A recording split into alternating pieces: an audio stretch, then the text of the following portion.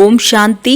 ಇಂದಿನ ದಿನಾಂಕ 24/8/2021. ಮಧುರ ಮಕ್ಕಳೇ, ಇಲ್ಲಿಯವರೆಗೆ ಏನೆಲ್ಲವನ್ನು ಓದಿದ್ದೀರೋ ಅದನ್ನು ಮರೆತು ಒಬ್ಬ ತಂದೆಯನ್ನು ನೆನಪು ಮಾಡಿರಿ. ಪ್ರಶ್ನೆ: ಭಾರತದಲ್ಲಿ ಸತ್ಯಯುಗಿ ಸ್ವರಾಜ್ಯವನ್ನು ಸ್ಥಾಪನೆ ಮಾಡಲು ಯಾವ ಬಲ ಬೇಕು? ಉತ್ತರ: ಪವಿತ್ರತೆಯ ಬಲ. ನೀವು ಸರ್ವಶಕ್ತಿವಂತ ತಂದೆಯೊಂದಿಗೆ ಬುದ್ಧಿಯೋಗವನ್ನಿಟ್ಟು ಪವಿತ್ರರಾಗುತ್ತೀರಿ.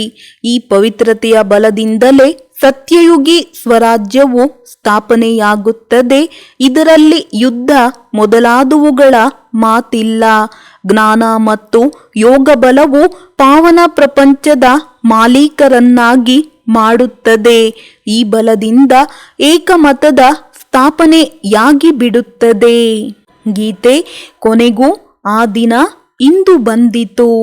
ಓಂ ಶಾಂತಿ. ಮಕ್ಕಳು, ಗೀತೆಯನ್ನು ಕೇಳಿದ್ದೀರಿ. ಈ ಗೀತೆಯು ತಾವು ರಚಿಸಿರುವಂತಹ ಗೀತೆಯಲ್ಲ. ಹೇಗೆ ಅನ್ಯ ವೇದ ಶಾಸ್ತ್ರಗಳ ಸಾರವನ್ನು ತಿಳಿಸಲಾಗುತ್ತಿದೆಯೋ ಹಾಗೆಯೇ ಮನುಷ್ಯರು ಬರೆದಿರುವ ಈ ಹಾಡುಗಳ ಸಾರವನ್ನು ತಿಳಿಸುತ್ತೇವೆ. ಮಕ್ಕಳಿಗೆ ತಿಳಿದಿದೆ, ಅಂಬಿಗ ಅಥವಾ ಉದೋಟದ ಮಾಲೀಕ ಹಾಗೂ ಸದ್ಗತಿದಾತ ಒಬ್ಬರೇ ತಂದೆಯಾಗಿದ್ದಾರೆ. ಎಲ್ಲರೂ ಜೀವನ್ಮುಕ್ತಿಗಾಗಿಯೇ ಭಕ್ತಿ ಮಾಡುತ್ತಾರೆ.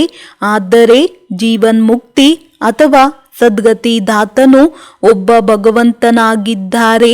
ಅದರ ಅರ್ಥವನ್ನು ಮಕ್ಕಳೇ ತಿಳಿದುಕೊಳ್ಳುತ್ತೀರಿ. ಮನುಷ್ಯರಿಗೆ ಅರ್ಥವಾಗುವುದಿಲ್ಲ. ಸದ್ಗತಿ ಅರ್ಥಾತ್ ದುಃಖದಿಂದ ಬಿಡಿಸಿ ಶಾಂತಿಯ ಪ್ರಾಪ್ತಿ ಮಾಡಿಸುತ್ತಾರೆ. ಭಾರತವಾಸಿ ಮಕ್ಕಳಿಗೆ ತಿಳಿದಿದೆ, ಈ ಲಕ್ಷ್ಮೀ ನಾರಾಯಣರ ರಾಜ್ಯವಿದ್ದಾಗ ಇಲ್ಲಿ ಸುಖ, ಶಾಂತಿ, ಪವಿತ್ರತೆ ಇತ್ತು. ರಾಧೆ ಕೃಷ್ಣನ ರಾಜ್ಯವೆಂದು ಹೇಳುವುದಿಲ್ಲ. ವಾಸ್ತವದಲ್ಲಿ ಮಾತೆಯರ ಜೊತೆಗಾತಿ ರಾಧೆಯಾಗಿದ್ದಾಳೆ.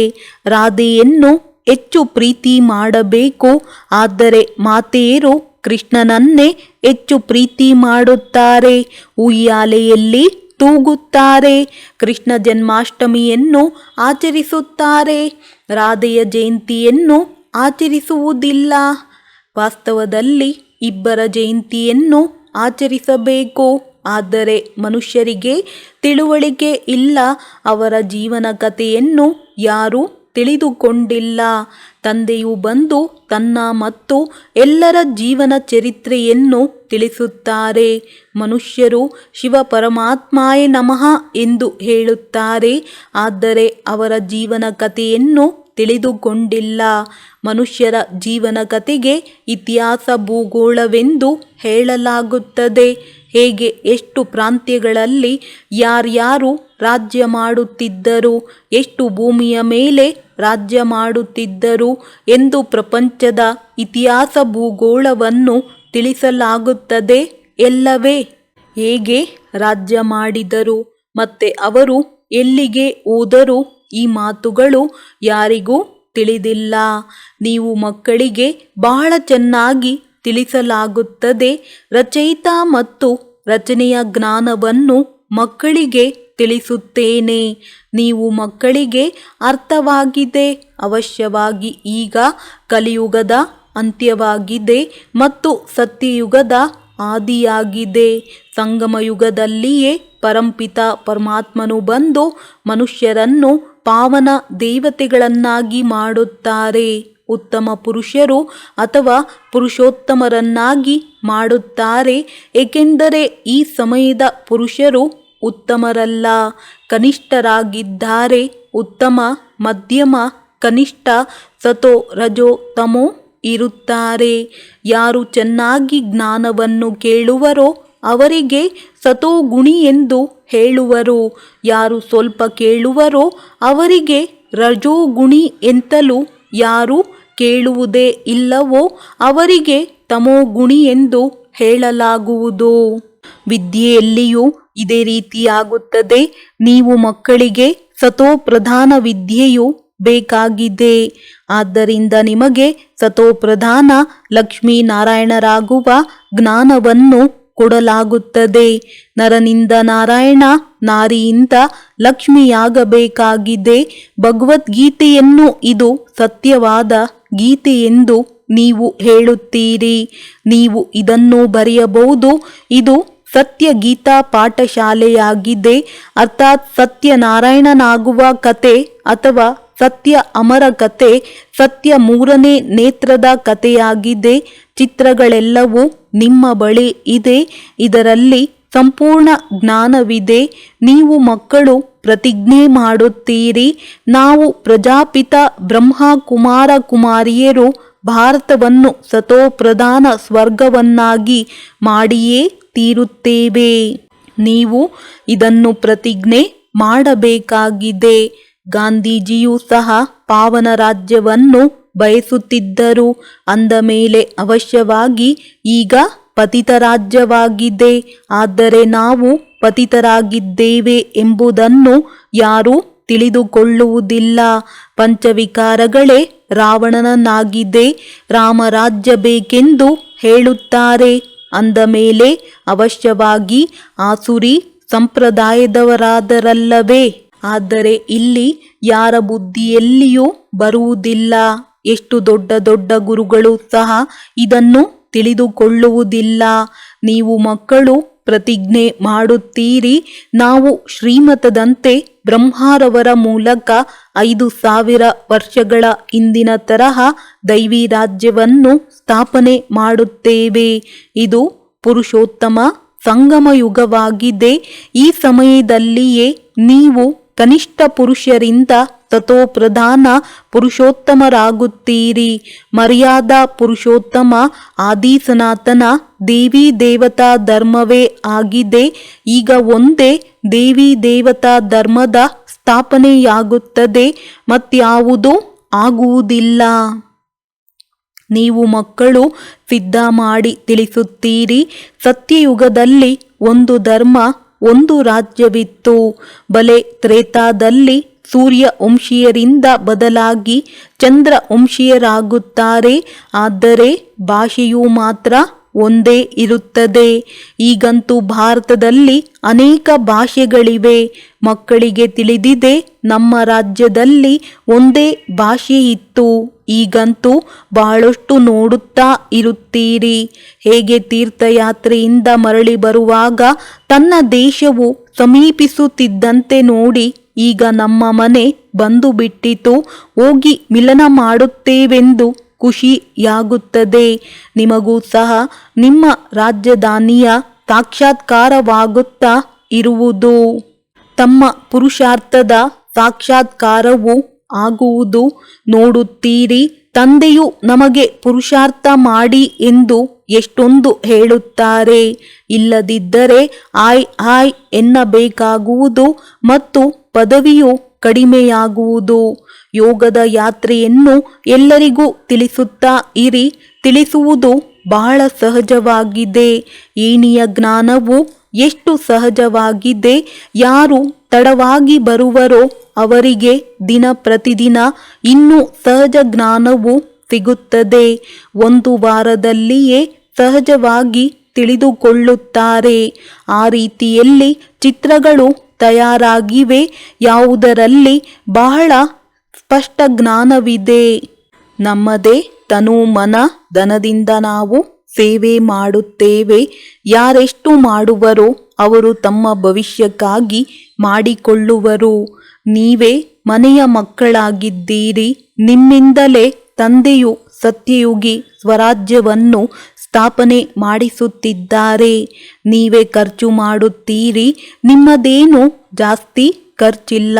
ನೀವು ಕೇವಲ ಶಿವತಂದೆಯನ್ನು ನೆನಪು ಮಾಡಬೇಕಾಗಿದೆ. ಕನ್ಯೆಯರು ಏನು ಖರ್ಚು ಮಾಡುವರು? ಅವರ ಬಳಿ ಏನಾದರೂ ಇದೆಯೇ? ತಂದೆಯು ಮಕ್ಕಳಿಂದ ಶುಲ್ಕವನ್ನೇನು ತೆಗೆದುಕೊಳ್ಳುವರು? ಏನೂ ಇಲ್ಲ. ಶಾಲೆಗಳಲ್ಲಿ ಮೊದಲು ಶುಲ್ಕದ ಮಾತನಾಡುತ್ತಾರೆ. ಅಲ್ಲಿ ವಿದ್ಯಾಭ್ಯಾಸ ಮಾಡಲು ಎಷ್ಟೊಂದು ಖರ್ಚಾಗುತ್ತದೆ. ಇಲ್ಲಂತೂ ಶಿವತಂದೆಯು ಮಕ್ಕಳಿಂದ ಹಣವನ್ನು ಹೇಗೆ ತೆಗೆದುಕೊಳ್ಳುವರು?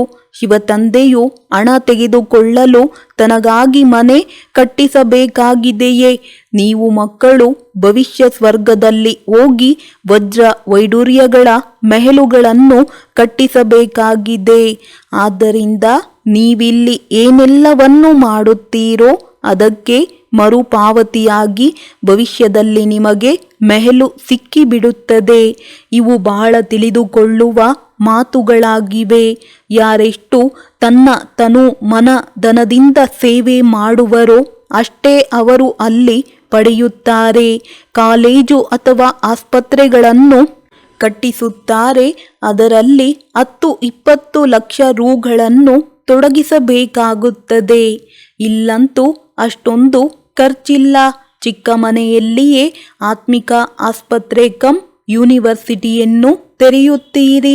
ಪಾಂಡವರ ಪತಿಯು ಯಾರಾಗಿದ್ದಾರೆ? ಅದರಲ್ಲಿ ಕೃಷ್ಣನ ಹೆಸರನ್ನು ಬರೆದು ಬಿಟ್ಟಿದ್ದಾರೆ. ವಾಸ್ತವದಲ್ಲಿ ನಿರಾಕಾರ ಭಗವಂತನಾಗಿದ್ದಾರೆ. ನಿಮಗೆ ಶ್ರೀಮತವನ್ನು ಕೊಡುವವರು ಭಗವಂತನಾಗಿದ್ದಾರೆ. ಉಳಿದೆಲ್ಲರೂ ರಾವಣ ರಾಜ್ಯದಲ್ಲಿ ರಾವಣನ ಮತದ ಮೇಲಿದ್ದಾರೆ. ರಾವಣನ ಮತದಂತೆ ಎಷ್ಟೊಂದು ಪತಿತರಾಗಿ ಬಿಟ್ಟಿದ್ದಾರೆ. ಈಗ ಇದೇ ಹಳೆಯ ಸೃಷ್ಟಿಯು ಹೊಸದಾಗುತ್ತದೆ. ಸೃಷ್ಟಿಯಲ್ಲಿ ಭಾರತವಿತ್ತು. ನವಭಾರತ ಹಳೆಯ ಭಾರತವೆಂದು ಹೇಳುತ್ತಾರೆ.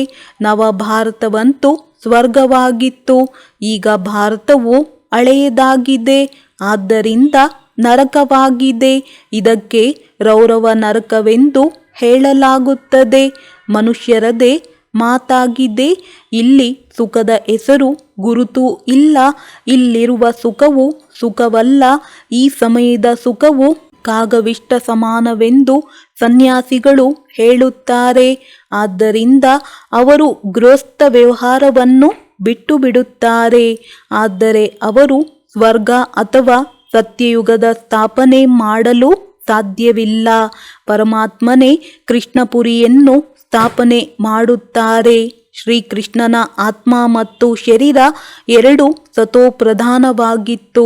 ಆದ್ದರಿಂದ ಎಲ್ಲರೂ ಬಹಳ ಪ್ರೀತಿ ಮಾಡುತ್ತಾರೆ, ಏಕೆಂದರೆ ಪವಿತ್ರನಲ್ಲವೇ? ಚಿಕ್ಕ ಮಕ್ಕಳು ಬ್ರಹ್ಮಜ್ಞಾನಿಗಳ ಸಮಾನರೆಂದು ಗಾಯನವಿದೆ. ಚಿಕ್ಕ ಮಕ್ಕಳಿಗೆ ವಿಕಾರದ ಬಗ್ಗೆ ತಿಳಿದಿರುವುದಿಲ್ಲ. ಸನ್ಯಾಸಿಗಳಿಗಾದರೂ ತಿಳಿದಿರುತ್ತದೆ. ಮಕ್ಕಳು ಜನ್ಮದಿಂದಲೇ ಮಹಾತ್ಮರಾಗಿರುತ್ತಾರೆ.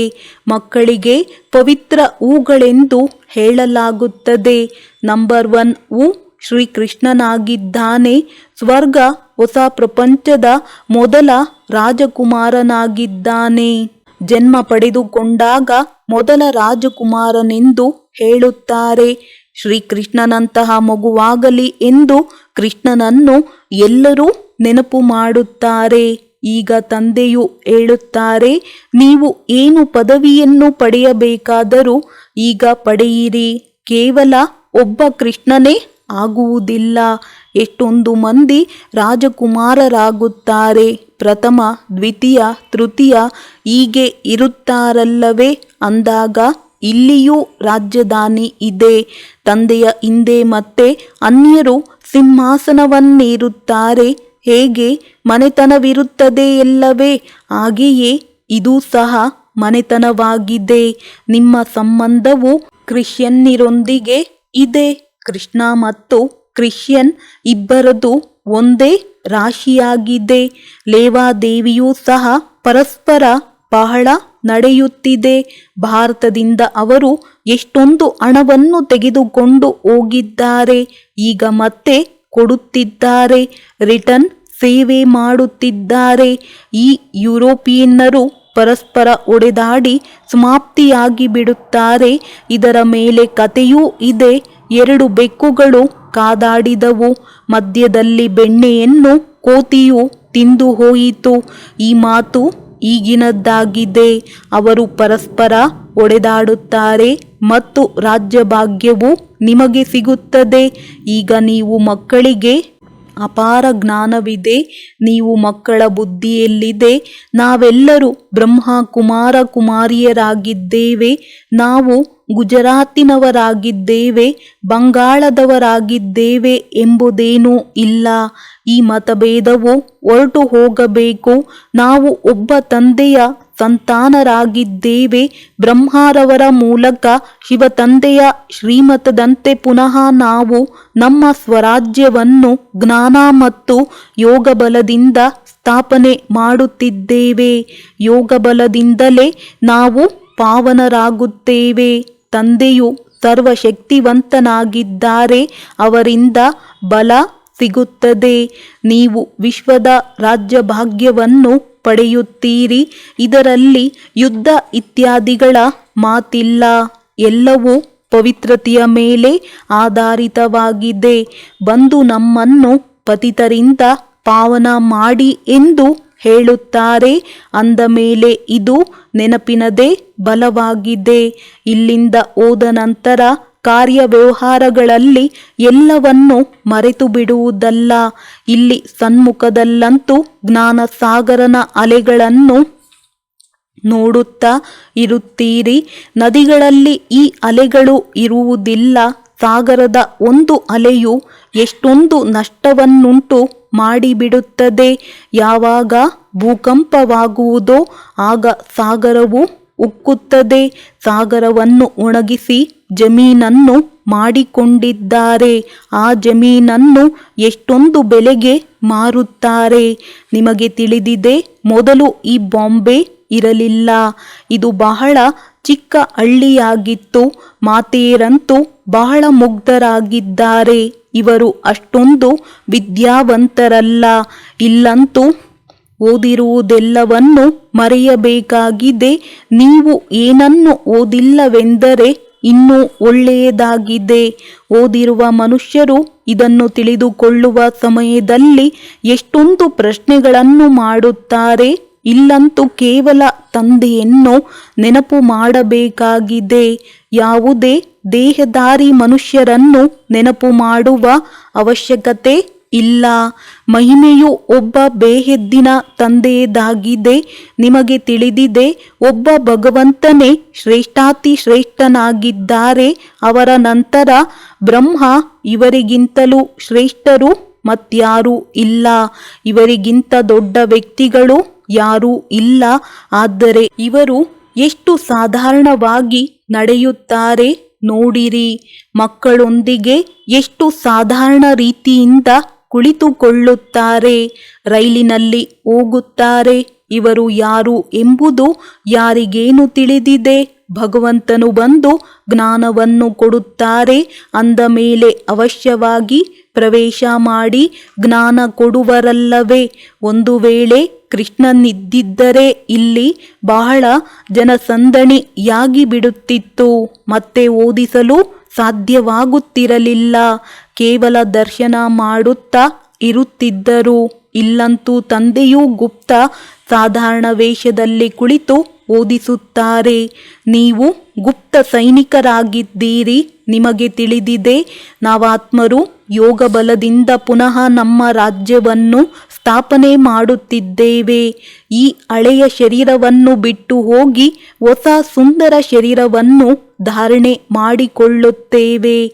ಈಗ ಆಸುರಿ ಸಂಪ್ರದಾಯದವರಾಗಿದ್ದೇವೆ. ನಂತರ ದೈವಿ ಸಂಪ್ರದಾಯದವರಾಗುತ್ತೇವೆ. ನಾನು ಹೊಸ ಪ್ರಪಂಚದಲ್ಲಿ ದೈವಿ ಶರೀರವನ್ನು ಧಾರಣೆ ಮಾಡಿ ರಾಜ್ಯ ಮಾಡುತ್ತೇವೆಂದು ಆತ್ಮವು ಹೇಳುತ್ತದೆ.